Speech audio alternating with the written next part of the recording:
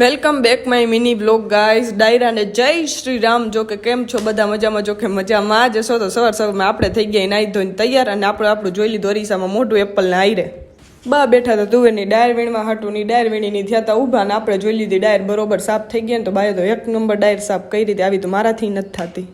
અને આના કામકાજની તો તમને ખબર જ છે કે રોજ ઉઠીને આનું એક જ કામ છે, બીજું કાંઈ છે નહીં. પછી આપણે બે ગયા આપણા કપડાં હકેલવા હાટું, કારણ કે ઢગલો એક કપડાં હતા ને મને કોઈ હકેલ આવે એમ હતું ને, એટલે આપણે એકલા આઈથે એકલો હાથ જિંદાબાદ આપણો બધુંય કરી લેવી હો આપણે. આ પાર્થભાઈ મને કે હું તારા હાટું કંઈક લઈ આવ્યો સ્કૂલેથી બનાવીને. તો સ્કૂલે આવી જઈ કંઈક મસ્તીનું આવું કંઈક બનાવીને લઈને આવ્યો હતો ને મને કે જો હું તને બનાવીને બતાવું કે આવી રીતે બનાવાય. તો એ ડાયમંડ બનાવીને લઈને આવ્યો તો એમાં કલર બલર એને પૂર્યા હતા ને એમાં લખ્યું હતું આઈ લવ યુ દી, અને નીચે જો ઈશાનો આઈ લખેલો હે.